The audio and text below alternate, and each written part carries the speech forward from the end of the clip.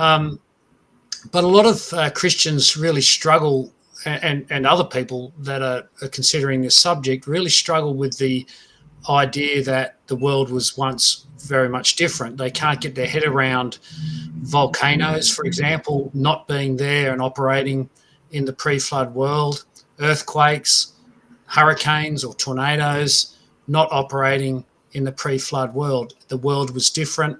It was different to what we know and understand now.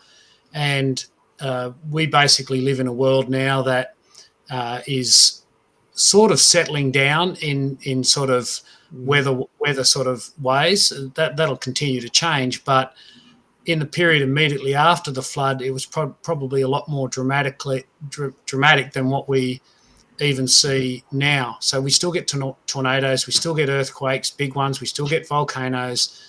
But I think in the hundreds of years post-flood, some of these things were very dramatic, probably as a direct result of the flood. Well, definitely as a direct result of the flood, but some of the environmental and geological features and Ice Age and so on after the flood brought about some fairly major changes. So I just wanted to start with this passage in 2 Peter chapter 3, which says, "By the word of God the heavens were of old, and the earth standing out of water and in the water, by which the world that then existed perished, being flooded with water." So Peter initially starts off saying how it was created out of water, but I want to focus on this line here that says, "by which the world that then existed perished."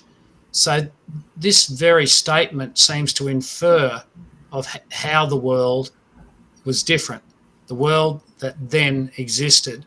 And this is exactly what we're talking about in this subject. The world has very much changed. So we shouldn't get caught into the idea that everything that we see, even all the fossils, is a result of the Great Flood. There were a lot of other catastrophic events that happened after the flood, and we've got to take these into consideration as well. So some of these are the Ice Age, and by the way, the flood model really explains the Ice Age better than anything secular science can do. There's catastrophic flooding towards the end of the Ice Age, and we'll make brief mention of that. With the Ice Age, there was dramatic sea level changes, so it fell and then it rose towards the end of it.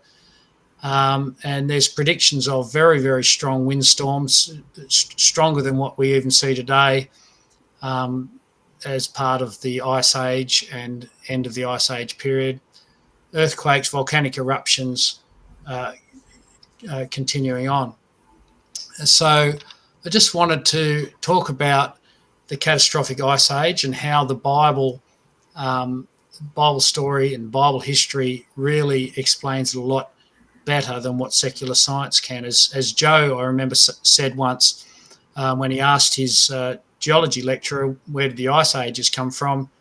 And the response was, well, when you find out, let me know. So they don't know where the snow and ice could come from. It's very difficult with long ages.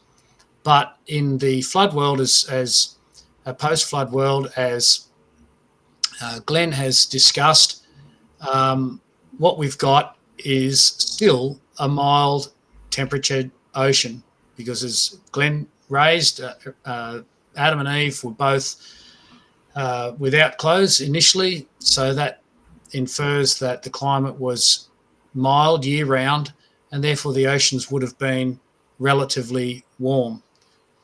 So when you've got a warm ocean and you've got a cold atmosphere, which is brought about by the huge volcanic eruptions, the mist in the air, the basically blocking of the sun, the flood model basically says that within a couple of hundred years, there's dramatic and catastrophic cooling, and therefore you get massive snowfalls, and that turns to ice eventually, and you get this catastrophic inundation of ice across particularly the northern hemisphere, and parts of the southern hemisphere as well. Just by way of example, just a couple of years ago, there was a huge volcanic eruption in Tonga, and here's an article that I found on Australia's ABC News, and it says that the Tonga volcano eruption may affect our weather for up to 8 years. Well, that's one eruption. We're predicting through the flood period that there were multiple volcanic eruptions throughout the world. So you can imagine the impact that that would ultimately have on climate systems post-flood. And this was a very dramatic event. Now, this is from Job, chapter 38. There's a couple of other places in Job. I think chapter 6 is another one of them where Job speaks of ice. It's probably the oldest book in the Bible.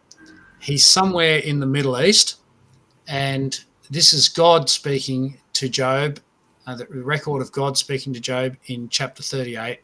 And God's saying, have you entered the treasury of snow, or have you seen the treasury of hail? From whose womb comes the ice and the frost of heaven? Who gives it birth? So Job isn't questioning, well, what's snow? What's ice, God? I don't even know what you're talking about. Of course he knows what's being talked about, and he's in the Middle East somewhere. We're not exactly sure where he was. He's possibly in the Sumerian area, or he's possibly in the land of Canaan area. We're not exactly sure. But either way, he knows what snow and ice are, and he can't answer the question. When you go and read his response, he basically lays it out to God, I can't answer these questions. And the snow and ice results of the flood, of this dramatic cooling in the atmosphere and the evaporation from the warm ocean that provides the moisture content required. Okay, so what happened to the mammoths? How do we explain some of the mass burials of mammals that are found across particularly the northern climates, the northern latitudes in Siberia, Alaska, and other areas? And if Joe was on, he might be able to talk about some of the mammoths that he's uncovered, even around the UK. But they thrived, absolutely thrived in the northern hemisphere post-flood, even through the Ice Age. So sometimes we have this picture of the Ice Age where just everything is completely covered with ice. But one of the things that I've learned in the last few years that I find incredibly intriguing is the fact that the lowland areas in northern Russia, northern Siberia, and in Alaska were glacial free. They were believed by even secular science to be very, very lush. And how would you explain this? Well, again, the warm oceans help explain it. You get warm weather and breezes and so on coming off the warm ocean, and you don't have the glaciers. The glaciers are more inland and in the higher areas, and you've got this belt of really lush vegetation post-flood. And so the permafrost hadn't kicked in at this time. It was great for many animals, the woolly mammoths, there's woolly rhinoceroses, there was deer and horses as well throughout these areas. Not horses in Alaska, I don't believe, but horses certainly in the Siberian area. And something happened, something changed. By the way, the number of mammoths is believed to be enormous, and in using the reproduction rates of elephants that we know today, you can actually make estimates of how many mammoths might be present in a lush environment within, say, the first 500 to 700 years post-flood, and it works out to be well over 8 million as an absolute minimum, but depending on the birth rate you use, you can get up to 600 million mammoths possible in that time frame using elephant birth rates. So you can have large numbers of these creatures, even through the Ice Age, which the flood models. And Michael Ord, I'll show you the book I've got here, Frozen in Time, a great book, very interesting, by Michael Ord, that discusses a lot of these things in detail. And he speaks of how you get such large numbers of these creatures in that time, and including through the Ice Age. But he raises that the Ice Age started about 200 or 300 years post-flood, which brings us around the time where Job wrote his book, or it was written about Job at least. And they presumed to become extinct about 700 years post-flood. Why? Well, the glacial maximum is estimated to be about 500 years post-flood, but in the deglacial period, the temperatures actually plummeted, and a whole bunch of other things happened as well. So as the glaciers started to melt, you get some massive flooding, you get actually colder air, you get all this fresh cold water running off the mountains and down into the oceans, and you've got the fresh water goes over the top of the salt water. And we actually see that in the estuary that we've got here. You can see the fresh water in flood times coming down in over the top of the saltwater tides that come in. Many people listening would be aware of this sort of phenomena. The fresh water comes in over the top, but this was cold, very cold, and that's where you started to get sea ice. And so the sea ice started to build up, and the ocean started to cool, and so you get this very cold weather. So Ord speculates that a lot of the mammoths did die from cold during this time, and a lot of the other creatures that were in those climates. The permafrost starts to kick in, and you get massive flooding as well. But this isn't necessarily the explanation as to why the mammoths became extinct. Ord comes up with a very, very interesting hypothesis as to why the mammoths became extinct. Well, I mean, they're of the elephant kind, so you can argue that the elephants we've got around today are still about, but the mammoth variety, if you like, of the elephant kind are certainly not with us now. And what he highlights is that most of them are found in wind-blown silt. You find a lot of these mammoths in wind-blown silt.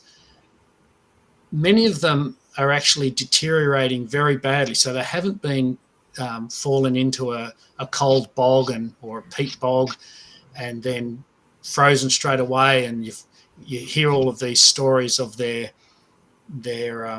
stomach contents and their bodies being highly preserved. Well, that's true in a few cases, but the majority of them are found very badly deteriorated. And there's other reasons we can find some of these things in their gut because of the type of guts they've got.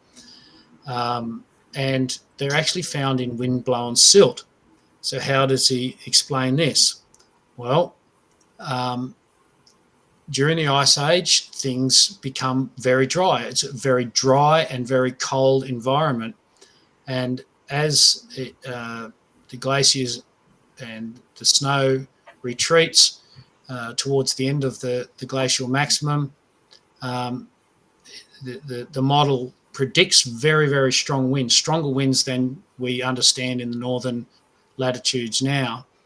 And this would have caused catastrophic windstorms.